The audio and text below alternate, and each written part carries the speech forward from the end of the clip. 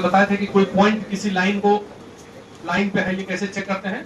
Point को line पे रख देते हैं, सेटिस्फाई कर जाता है तो बोलते हैं कि पॉइंट लाइन पे है, नहीं करता है तो चलो। तो equation of line passing through point, question लिखिए समझिए। Find equation of line passing through point x1 y1 को लिखेंगे passing through point 34 sum of intercept on both axis या फिर end sum of intercept on axis is 14। दोनों axis पे जो intercept बनाएगा x पे और y पे, उन दोनों का प्लस दिया हुआ, मतलब a प्लस b दिया हुआ। नहीं समझे? कल का क्वेश्चन क्या था? a बराबर b इक्वल इंटरसेप्ट, देख लो लिखा हुआ। आज का क्वेश्चन क्या है कि लाइन x इंटरसेप्ट और y इंटरसेप्ट जो बना रहा है, उन दोनों का प्लस कितना है? 14 है, और साथ साथ कहां से जा रहा है? 3-4 से जा रहा है। उस लाइन को लिखिए, कोशिश कीजिए।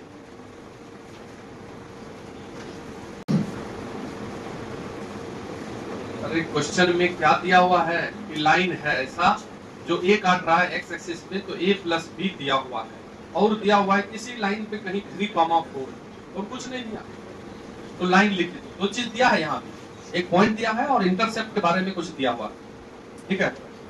चलो ठीक, मान लो let equation of line is, जब हम बोल दिए कि x एक्सिस पे a और y एक्सिस पे b काट रहा है, तो ऐसा इक्वेशन ही होगा? नहीं होगा। x एक्सिस पे a काट रहा है, y एक्सिस पे b, तो ऐसा इक्वेशन होगा। तो या तो b को a में बदल दो या a को b में बदल दो।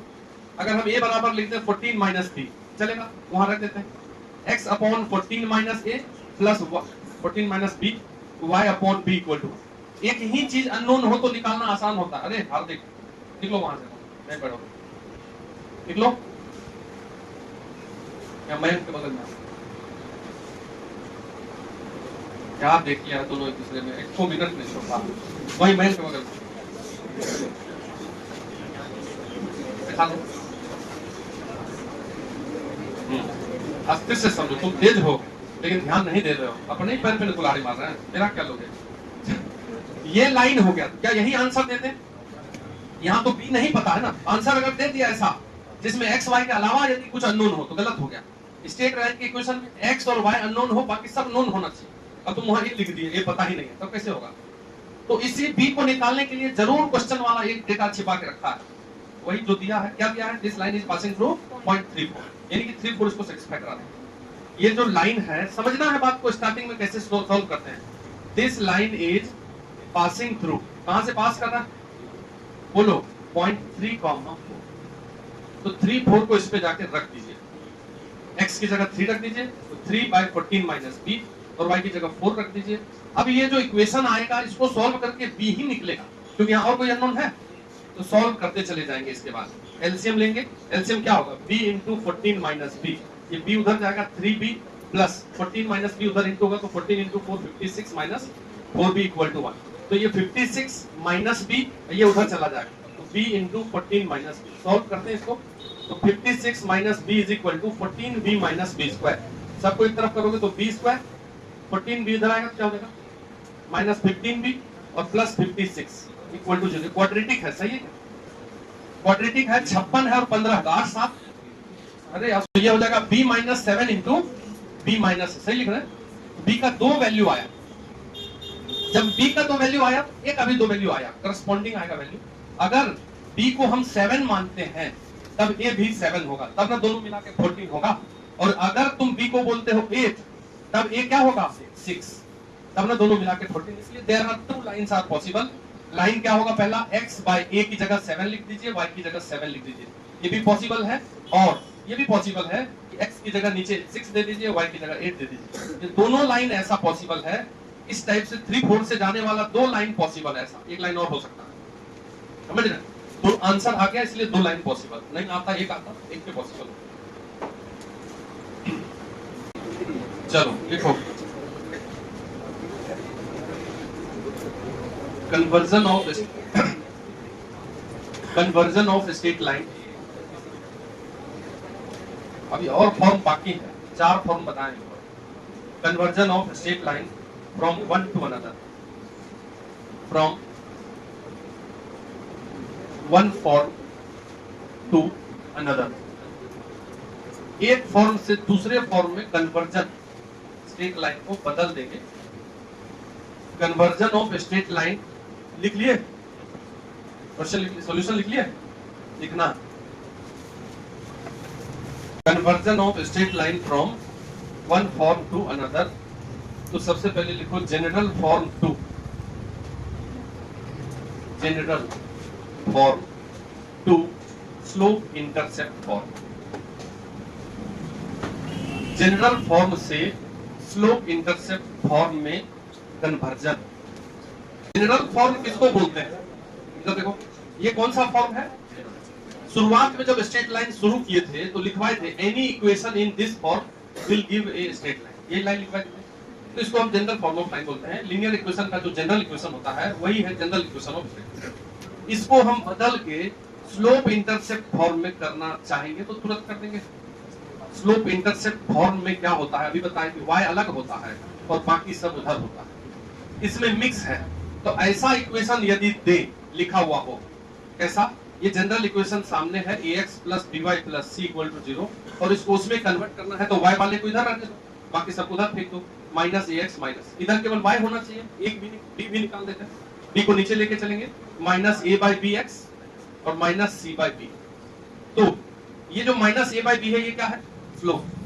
x के साथ जो लगा रहता है उसको क्या बोलते हैं? और जो इधर आ गया उसको क्या बोलते हैं? y intercept. तो एक्चुअली हमको ये करना इसलिए है कि जब अपने पास जनरल फॉर्म ऑफ लाइन दिया हुआ हो तो इसमें स्लोप अगर डायरेक्ट लिखना है तो फॉर्मूला बन जाएगा, स्लोप इक्वल टू होता है माइनस a बाय b। इस लाइन का स्लोप क्या निकला?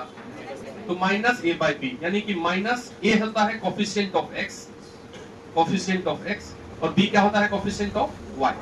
तो स्लोप निकालने के लिए जनरल फॉर्म में अगर लाइन है तो a और b को डिवाइड करेंगे, x का कोफिशिएंट और y का कोफिशिएंट डिवाइड करेंगे, तो बाहर क्या लगा देंगे? माइनस। और y इंटरसेप्ट अगर डायरेक्ट लिखना है तो y इंटरसेप्ट का क्या फॉर्मूला बना? माइनस c बाई b, यानी कि माइनस c को बोलते हैं कांस्टेंट टर्म और b बोलते हैं कोफिशिएंट ऑफ y। ठीक है, यानी कि यदि तुमसे कोई पूछे 3x plus 6y minus 12 equal to 0, इसका स्लोप बताओ बिना सोचे समझे। x का कोफिशिएंट 3, y का कोफिशिएंट 6, बाहर माइनस लगा देंगे तो minus half, minus a by b। बात समझ रहे हैं? यदि कोई लाइन इस फॉर्म में दिया है उसका स्लोप कैसे लिखेंगे? x का कोफिशिएंट अपॉन y का कोफिशिएंट, माइनस लगा दीजिए, जैसे ऐसा लिखा हुआ है 2x minus 4y minus 8 equal to 0। Slope क्या होगा इसका? बोलो। 2 बाय माइनस 4, अब बाहर एक और माइनस, तो प्लस 1 बाय 2, y का कोफिशिएंट माइनस 4 है। समझ रहे क्या बात? तो x और y का कोफिशिएंट सीधा भाग देना है, अगर माइनस ऑलरेडी है तो माइनस हटेगा बाद। समझ रहे? तो स्लोप डायरेक्ट लिखेंगे, लिख लो।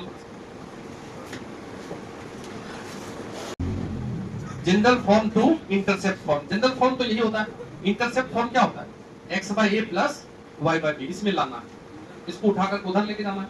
तो ये जनरल फॉर्म अगर सामने में है ax plus by is equal to plus c equal to 0, तो c को इधर ही रहने देते हैं और a और b वाले को उधर लेके चले जाते हैं। तो ये हो जाएगा, उधर जाएगा तो माइनस ax, ये by उधर जाएगा तो माइनस by और c इधर ही रहने देते इक्वल टू c। इसमें RHS में क्या है? तो 1 लाना है RHS, तब c से डिवाइड कर दो दोनों तरफ। इसको c से डिवाइड करेंगे तो माइनस ax बाई c, इसको b से, इसको भी डिवाइड करेंगे तो minus by by c equal to 1। आधा कम हो गया, RHS में 1 आ गया। अब हमको x अपॉन कुछ लाना है, ये जो x के साथ है उसको नीचे ले आएंगे, x अपॉन c, और ये a को उठा के इसके नीचे ले आएंगे, माइनस भी लगा देंगे। देखो इसको सॉल्व करोगे तो माइनस a ऊपर जाएगा तो वही होगा, प्लस ये y अपॉन ये माइनस b को नीचे ले आते हैं, c बाई b माइनस के साथ, ये देखो इक्वल टू 1। तो ये हो गया इंटरसेप्ट फॉर्म। तो यदि कोई जनरल इक्वेशन सामने दिया हुआ है तो इसमें x इंटरसेप्ट क्या होता है? x इंटरसेप्ट होता है माइनस c बाई a, और y इंटरसेप्ट तो अभी उसमें निकाले ही थे, y इंटरसेप्ट क्या निकाले थे? Minus c by b। देखो यहाँ है, तो जनरल फॉर्म के इक्वेशन में direct x intercept minus c by a और y इंटरसेप्ट, ये सब ऐसे ही है फर्जी, इसको लिख लीजिए नोट्स में पढ़ने के लिए बस। मतलब ऐसा भारी चीज नहीं है, कुछ कॉन्सेप्ट उसमें नहीं है, डायरेक्ट वाला चीज है। Condition for two lines to be parallel, condition for two lines to be parallel। ठीक है, दो लाइन यदि पैरेलल है उसके लिए कंडीशन हम पहले ही पढ़ चुके हैं, m1 बराबर m2।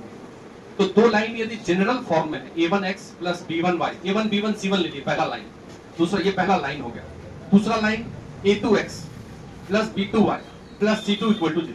अगर ये दोनों लाइन कोई बोले कि पैरेलल है, ठीक है, अगर if two lines are parallel तो slope of L1 is equal to, if line L1 and L2 are parallel तो then slope of L1 ML1 is equal to slope of L2। Line 1 का slope क्या होगा, तो a1 by b1 minus में होगा कि नहीं होगा, अभी तो बताए a by b माइनस लगा देते हैं। लाइन L2 का क्या होगा slope, minus a2 by b2, minus 1 उड़ा देते हैं, a1 by b1 is equal to a2 by b2, या फिर a2 को नीचे ले आओ b1 को ऊपर लेके चले जाओ, a1 by a2 is equal to b1 by b2। यदि होता है तो लाइन पैरेलल होता है, बचपन में भी पढ़े हैं। अगर ये कंडीशन होता था दोनों लाइन में this by this upon this by this, तो then there are no solution, है ना। ये समझ लीजिए बात, इनफाइनाइट सॉल्यूशन में भी जाता था, उसके लिए आगे वाला भी देखना पड़ता, लाइन के ऊपर लाइन चला जाता था। लाइन जब दो को होता है तो दो केस, तीन केस बनता है, या तो पैरेलल, इसमें नो सॉल्यूशन, कहीं नहीं टकराएगा, या लाइन के ऊपर लाइन, इसको बोलते हैं मेनी सॉल्यूशन, इनफाइनाइट सॉल्यूशन। और यदि लाइन ऐसे हो जाए, दोनों कट फुट जाए इंटरसेक्टिंग, तो वन सॉल्यूशन। तो बचपन में भी याद किए थे, पैरेलल वाले में ये दोनों का रेशियो बराबर होता है, a1 by 2 b1 by 2, ठीक है, सामने निकला, यही है कंडीशन पैरेलल लाइन से, ठीक। दूसरा लिख दो कंडीशन, इसको लिखिए जल्दी जल्दी थोड़ा सा। दूसरा condition for two lines to be perpendicular, parallel को हटा के क्या लिखेंगे, परपेंडिकुलर। तो यदि दो लाइन परपेंडिकुलर है, यही दोनों लाइन, फिर से हेडिंग लिखना, ये condition for two lines to be perpendicular, ये हेडिंग फिर से लिख लो कॉपी में। और यदि ये दोनों लाइन परपेंडिकुलर है तो लाइन 1 और लाइन 2 ऐसे लिख दिए, फिर बोलेंगे if L1 and L2 are perpendicular. अगर ये दोनों परपेंडिकुलर है तो इसका मतलब ये होता है कि लाइन 1 का slope ML1 into line L2 का स्लोप, दोनों का प्रोडक्ट क्या होना चाहिए, -1। अगर दो लाइन परपेंडिकुलर होता है तो कंडीशन क्या होता है, M1 इंटू M2 बराबर -1 होता है ना। नहीं पढ़े हो, भूल गए, तो लेक्चर जो भेजे उसमें लिखा समझाए। तो ML1 क्या होगा, L1 का स्लोप क्या निकलेगा बताओ, -a1 by b1, और L2 का slope -a2 by b2 equal to -1। ये को माइनस तोड़ जाएगा, ये को बचा रहेगा, -a1 a2 by b1 b2 is equal to 1। b1 b2 को उधर कर लेते हैं, तो -a1 a2 equal to b1 b2। अब इसको माइनस वाले को उधर जाके जोड़ दो, तो a1 a2 plus b1 b2 is equal to 0। ये है पैरेलल परपेंडिकुलर लाइन का कंडीशन। परपेंडिकुलर लाइन में क्या होता है, इस दोनों a1 a2 को इंटू करो, b1 b2 को इंटू करके जोड़ो, 0 आएगा। परपेंडिकुलर लाइन में क्या होता है, a1 a2 plus b1 b2 0 आता है हमेशा, ठीक है, तो लिख लीजिए। चलो लिखो,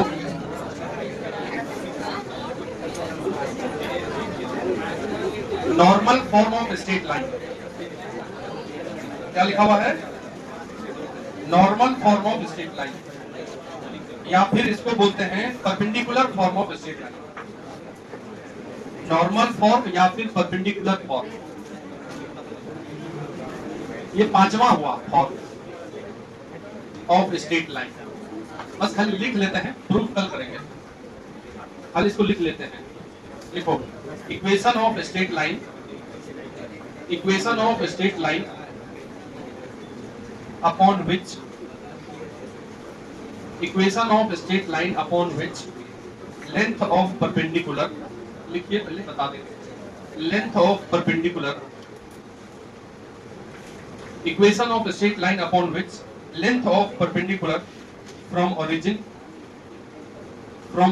is p, from origin is p, and this perpendicular